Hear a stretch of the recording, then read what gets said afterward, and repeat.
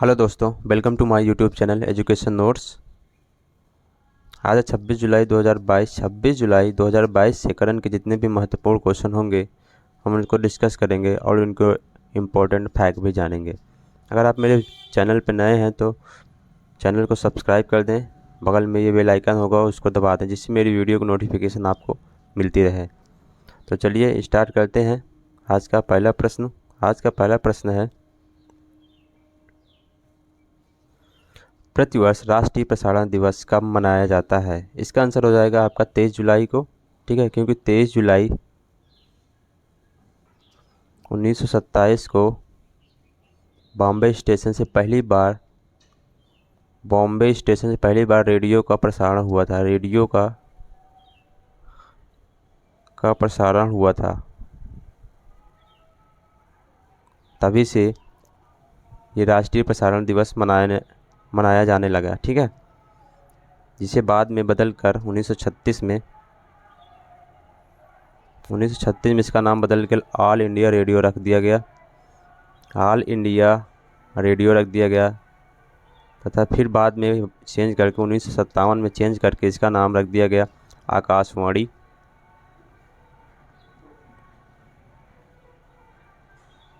ठीक है,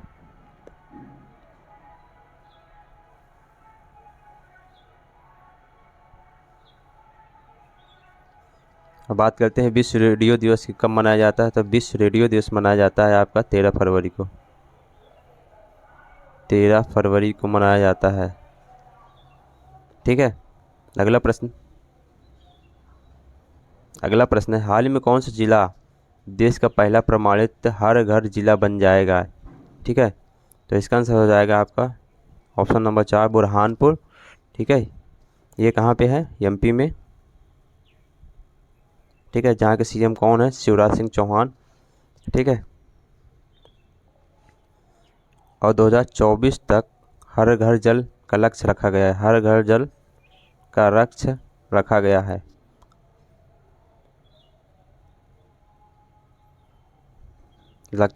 ठीक है, पहला ऐसा राज्य जहाँ पे हर घर जल युक्त हो गया है तो वो है गोवा, आपका गोवा। ठीक है, अगला प्रश्न है आपका, हाल ही में प्रधानमंत्री नरेंद्र मोदी ने भारत के पहले यात्री ड्रोन का अनावरण किया, उसका नाम क्या है? तो उसका नाम है आपका वरुण। ऑप्शन नंबर 2 सही हो जाएगा। ठीक है, भारत का पहला यात्री होगा जी। ठीक है, और किस में शामिल होगा? ये नेवी में शामिल होगा। इसकी क्षमता कितनी है? 120 केजी ये ले जा सकता है। ठीक है, और कितनी दूरी तक ले जा सकता है? तो 25 किलोमीटर तक ले जा सकता है। अगला प्रश्न है, हाल ही में किस भारतीय मूल के प्रोफेसर ने वैश्विक ऊर्जा पुरस्कार 2022 जीता? तो वो जीते हैं आपके कौशिक राजशेखर ने। किसने जीता? कौशिक राजशेखर ने। ठीक है, ऑप्शन नंबर 1 सही हो जाएगा इसका। ठीक है, अब अगर आपसे पूछा जाए कि एबल अवार्ड किसे दिया गया तो वो दिया गया डेनिस सुलेमान को। ये किस क्षेत्र में दिया जाता है? ये मैथ के क्षेत्र में यानी कि गणित के क्षेत्र में दिया जाता है। ठीक है, और नेताजी अवार्ड किसे दिया गया? शिंजो अबे को, जिनकी हाल ही में मृत्यु हो गई, उनकी गोली मार के हत्या कर दी गई। सबसे लंबा कार्यकाल इन्हीं का था जापान में। ठीक है, अगला प्रश्न है,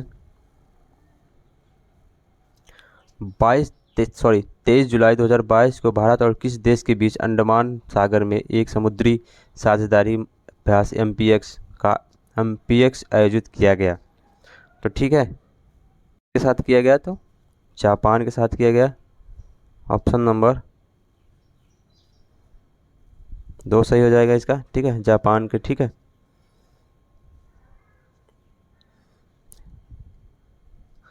अब बात करें बांग्लादेश की, तो बांग्लादेश के साथ कौन सी एक्सरसाइज चली थी अभी हाल ही में? बोंगो सागर सैनिक अभ्यास। ठीक है,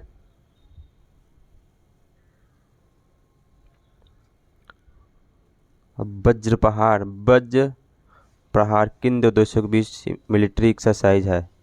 तो वो है इंडिया और यूएसए के बीच, ठीक है। और सिंगापुर के बीच कौन सी मिलिट्री एक्सरसाइज चलती है? तो वो चलती है सिम्बैक्स। और श्रीलैक्स की बात करें तो ये भारत और श्रीलंका के बीच मिलिट्री एक्सरसाइज है, ठीक है। अगला प्रश्न, मोस्ट इम्पॉर्टेंट क्वेश्चन है ये। 24 जुलाई 2022 को किस भारतीय ने विश्व एथलेटिक्स चैंपियनशिप में रजत पदक जीता? तो वो जीते हैं आपके नीरज चोपड़ा ने, ठीक है। कितने मीटर फेंक कर? 88.13 मीटर फेंक कर, ठीक है। और इसका आयोजन कहाँ हुआ था? इसका आयोजन हुआ था यूएसए में। कहाँ हुआ था? यूएसए में, ठीक है। ये नीरज चोपड़ा रहने कहाँ इनका घर? तो ये है हरियाणा के, ठीक है। इनका संबंध किस खेल से है? तो इनका संबंध है भाला फेंक से, ठीक है। अभी और ये जो विश्व एथलेटिक्स चैंपियनशिप है ये किस क्रम का है? तो ये 18वें क्रम का है, ठीक है। रजत पदक तो इन्होंने जीता, गोल्ड मेडल कौन जीता है? तो गोल्ड मेडल किसने जीता है वो भी पता होना चाहिए आपको, ठीक है। तो वो जीते हैं एंडरसन ने जीते हैं। कहाँ के हैं ये? ग्रेनाडा के, ठीक है। कितने मीटर फेंका था? 90.54 मीटर, ठीक है। इससे पहले कौन इस प्रतियोगिता में मेडल लाए हैं? अंजू बॉबी जॉर्ज ने, ठीक है। ब्रॉन्ज मेडल लाई है, ये पहली महिला है जो इस प्रतियोगिता में ब्रॉन्ज मेडल लाई है, ठीक है। अगला प्रश्न है आज, मंकी पॉक्स के संदर्भ में क्या सही है? ठीक है, ये 4 ऑप्शन दिए गए हैं, उनको आपको पढ़ के बताना है कि क्या सही है, ठीक है। WHO ने मंकी पॉक्स को वैश्विक आपात स्थिति घोषित किया है, ठीक। तो ये भी ऑप्शन सही है, ठीक है। यह एक वायरल जूनेटिक रोग है। जूनेटिक का मतलब कि जो जानवरों से इंसानों में फैलता है, जानवरों से इंसानों में फैलता है रोग, उसे क्या बोलते हैं? जूनेटिक, ठीक है। नाइजीरिया की स्थानीय बीमारी है, ठीक है। ये भी ऑप्शन सही है। तो इसका आंसर क्या हो जाएगा? All of them is correct, ठीक है। चारों को चारों सही हो जाएंगे इसका आंसर, ठीक है।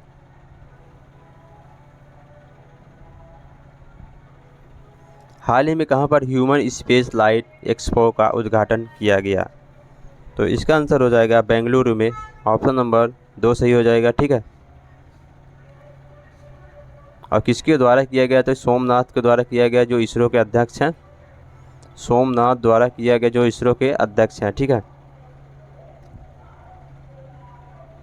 अगला प्रश्न है, 23 जुलाई 2022 में किसने बाल रक्षा मोबाइल ऐप लॉन्च किया? तो वो किए हैं आपके सर्वानंद सोनेवाल ने, ठीक है। किसने किया? सर्वानंद सोनेवाल ने।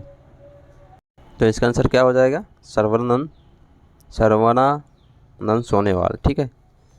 अब मैं कुछ मोबाइल ऐप के बारे में बताता हूँ जो परीक्षा की दृष्टि से बहुत महत्वपूर्ण होने वाला है, जैसे कि सारथी ऐप किसने लॉन्च किया? तो वो लॉन्च किया आपका सेबी ने, ठीक है। दिशांक ऐप किसने लॉन्च किया? दिशांक ऐप लॉन्च किसने किया? कर्नाटक सरकार ने। किसने किया? कर्नाटक सरकार ने, ठीक है।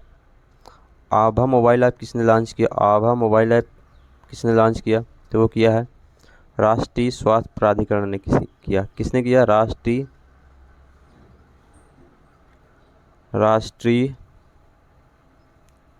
स्वास्थ्य प्राधिकरण ने किया। कौन सा मोबाइल ऐप है? आभा, ठीक है। अगला प्रश्न है आपका, 23 जुलाई 2022 को मध्य प्रदेश के मुख्यमंत्री ने कहां पर अमर शहीद चंद्रशेखर आज़ाद की भव्य प्रतिमा स्थापित करने की घोषणा की है, ठीक है। वो की है आपके भोपाल में। ऑप्शन नंबर 1 सही हो जाएगा इसका, ठीक है। इनका जन्म हुआ था इनका 23 जुलाई 1906 को, ठीक है। कहाँ हुआ था? मध्य प्रदेश में।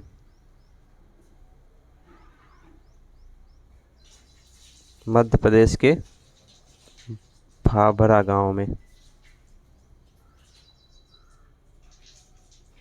ठीक है।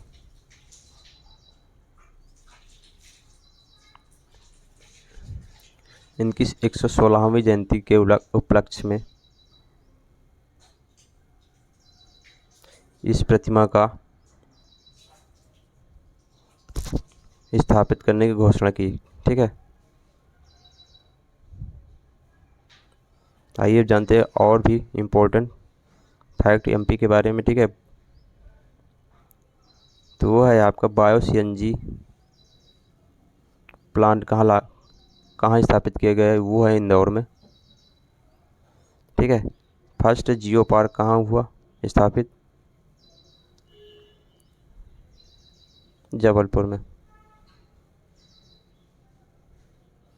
ठीक है। तो ये थे हमारे आज के क्वेश्चन, मोस्ट इम्पॉर्टेंट क्वेश्चन जो आपकी परीक्षा की दृष्टि से बहुत महत्वपूर्ण होगी, ठीक है। अगर वीडियो आपको इन्फॉर्मेटिव लगे तो दोस्तों के साथ शेयर कर देना, लाइक कर देना और चैनल को सब्सक्राइब कर देना। Thank you for watching.